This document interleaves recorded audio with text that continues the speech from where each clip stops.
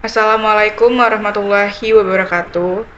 Perkenalkan, nama saya Rina Karisma Putri dengan NPM 2241146. Di sini saya akan menjelaskan apa itu ruang lingkup manajemen keuangan dari mata kuliah manajemen keuangan.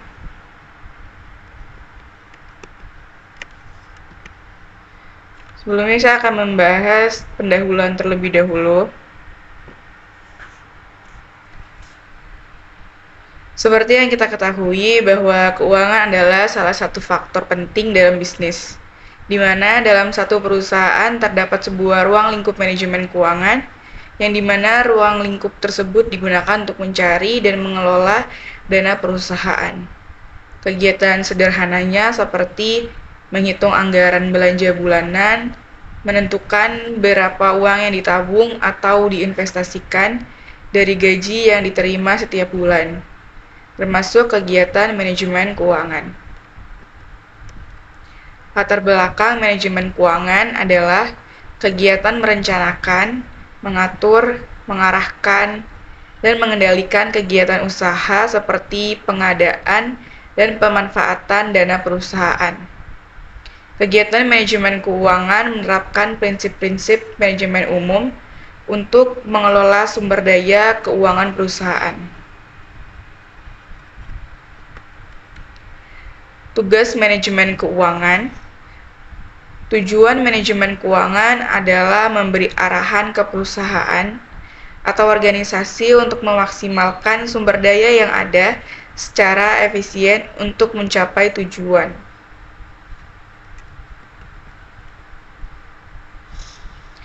Tujuannya memaksimalkan keuangan, memastikan ketersediaan modal, merencanakan, mengkontrol, dan mengawasi, mengatur alokasi keuangan, dan menentukan pembagian dana ke investor.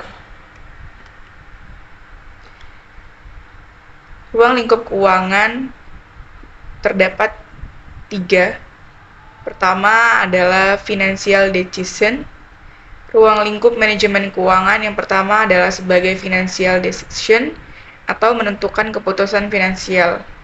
Keputusan manajemen keuangan berhubungan dengan pengelolaan dan peningkatan keuangan yang modalnya berasal dari berbagai sumber. Yang kedua ada investment decision, di mana investment decision ini adalah keputusan investasi, termasuk dalam investasi dalam aset tetap atau disebut sebagai penganggaran modal. Kegiatan investasi dalam aktiva lancar juga adalah bagian keputusan investasi dalam manajemen keuangan.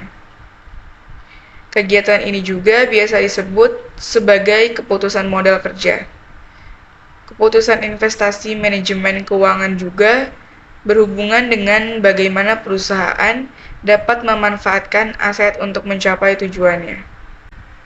Yang kedua, dividend decision. Dividend decision adalah ruang lingkup manajemen keuangan yang terakhir, di mana dia adalah membuat keputusan pembagian saham. Manajemen keuangan akan menentukan berapa besar dana yang dikembalikan atau dibagikan ke para pemegang saham. Selain itu juga, manajemen keuangan juga menentukan berapa proporsi dana yang akan disimpan untuk melakukan ekspansi perusahaan. Fungsi dan tanggung jawab manajemen: merencanakan keuangan, mengendalikan keuangan, memeriksa keuangan, manajemen risiko, dan juga yang terakhir pelaporan keuangan. Sumber dana. Dana perusahaan tersebut, jika ditinjau dari asalnya, sumber dana tersebut bisa dipisahkan ke dalam 2 jenis, yaitu sumber dana dari dalam perusahaan dan juga sumber dana dari luar perusahaan. Sumber dana dari dalam adalah sumber dana perusahaan yang berasal dari hasil operasi perusahaan. Sumber dana dari dalam dibedakan menjadi 2, yaitu yang pertama sumber dana intern, di mana sumber dana intern merupakan penggunaan laba, cadang-cadangan, dan laba yang tidak dibagi. Yang kedua, sumber dana intensif, di mana sumber dana intensif merupakan penggunaan dana dari penyusutan aktiva tetap. Sumber dana dari luar adalah kebutuhan dana yang diambil dari sumber-sumber di luar perusahaan. Pemenuhan kebutuhan sumber dana dari luar ini bisa diperoleh dari pemilik ataupun calon pemilik perusahaan. Kelompok rasio keuangan yang umum digunakan. Yang pertama, ada rasio likuiditas atau liquidity ratio.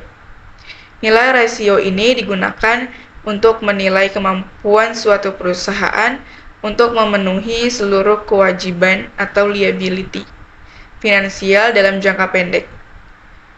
Contoh rasio ini adalah current ratio dan working capital to total asset atau WCTAR. Yang kedua, ada rasio solvabilitas atau leverage ratio, di mana rasio solvabilitas ini digunakan untuk menilai seberapa besar dana yang diberikan oleh pemegang saham dibandingkan dengan dana yang diperoleh dari pinjaman oleh kreditur. Contoh leverage ratio adalah total debt to asset atau DAR dan total debt to equity atau DER. Yang ketiga adalah rasio aktivitas atau activity ratio. Activity ratio digunakan untuk mengukur efektivitas manajemen dalam menggunakan sumber dayanya.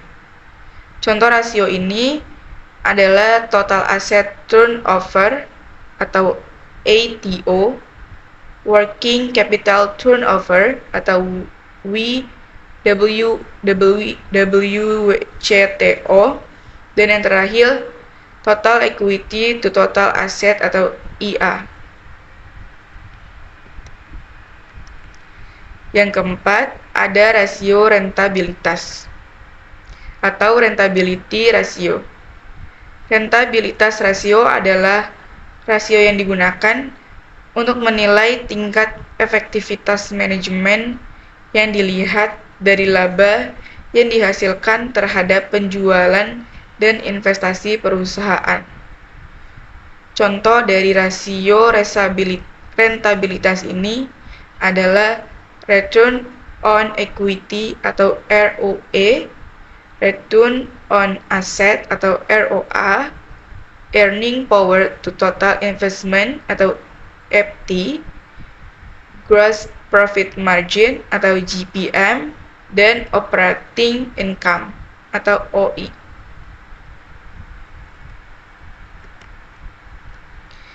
Kesimpulan yang bisa kita dapat dari penjelasan materi ruang lingkup manajemen keuangan ini adalah ruang lingkup manajemen keuangan serta fungsi dan tanggung jawabnya dalam perusahaan sangatlah penting.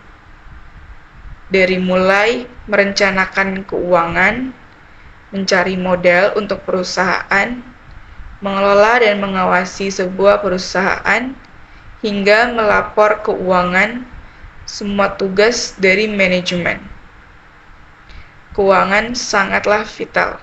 Dan manajemen keuangan juga akan mengelola aset menjadi nilai yang memberi manfaat untuk perusahaan agar tujuan dapat tercapai secara efektif dan efisien.